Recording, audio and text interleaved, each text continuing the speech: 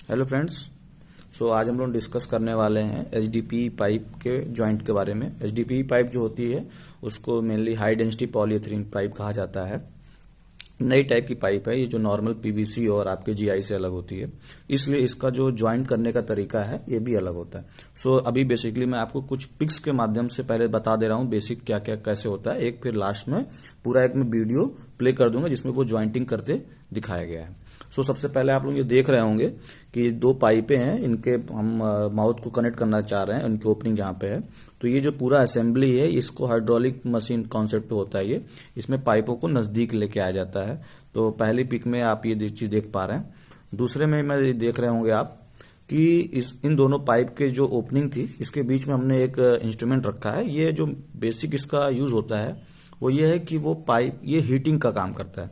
पीछे आप देख रहे होंगे एक बॉक्स जैसी मशीन रखी हुई है, वो वोल्टेज कंट्रोल करने के लिए है। वो इसका टेम्परेचर बढ़ाती है, जिसके कारण क्या होता है कि जो पाइप का माउथ है वो आपका हीट होने लगता है और मेल्ट होने लगता है।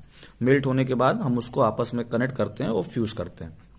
तो पहले हम इसको उसके मेल्टिंग पॉइंट तक लेके जाते हैं और मटेरियल को मेल्ट करने की कोशिश करते हैं। इसके बाद आप ये देख रहे होंगे कि जब ये मेल्ट होने लगता है तो आप अगर उसके नजदीक में देख पा रहे हैं तो ये पाइप का जो मटेरियल है, क्योंकि लगातार प्रेसिंग हो रही होती है हाइड्रोलिक की वजह से और मेल्टिंग भी कंटिन्यूअसली साइमल्टेनियसली होती रहती है, तो हमारा जो मटेरियल है पाइप का वो हल्का हल्का बाहर आउटवर्ड एक्सपेल होने लगता है, मेल्ट होता जाता है और बाहर की तरफ निकलता जाता है।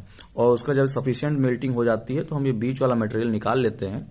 और उसका आप ये देख पा रहे होंगे कि दोनों पाइप्स के जो जॉइंट माउथ के पास हमारा मटेरियल फ्यूज हो चुका है और बाहर की तरफ एक्सपेंशन हो चुका है उसमें।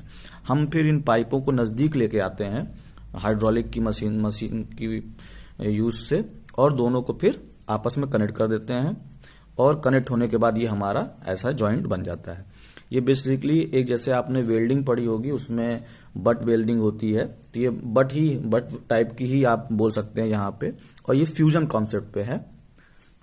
तो ये आपने ऐसे देखा और इसका मैं पूरा एक प्रोसीजर जो है वीडियो के माध्यम से अब इसके बाद दिखा दूंगा। ऐसे ही हम लोग और टॉपिक को आगे आप लोगों के लिए लेते आएंगे जो आपकी अवेयरनेस को बढ़ाएगा, आपके कॉन्सेप्ट को कंसोलिडेट करेगा।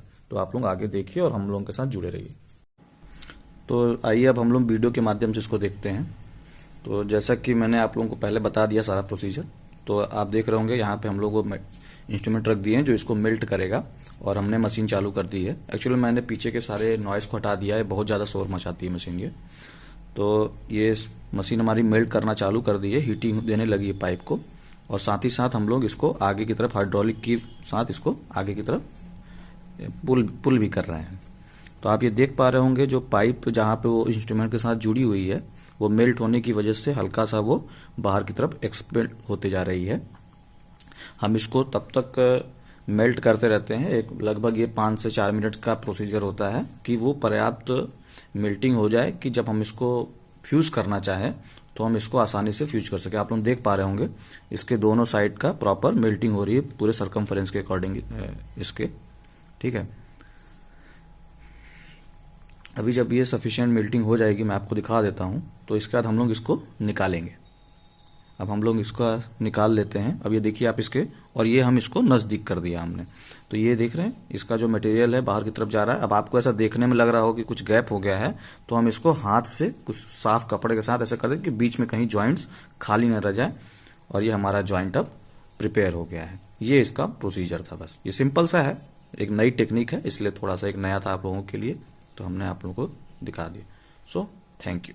और ऐसे ही हमारे साथ जुड़े रहिए और आगे हम लोग आपके साथ और भी ऐसी चीज शेयर करते रहेंगे। तो सिविल के फंडे को आप लोग सब्सक्राइब करिए और अपना कोई भी क्वेरी हो, कोई भी अपना सजेशन हो, आप जरूर कमेंट में दीजिए। Thank you.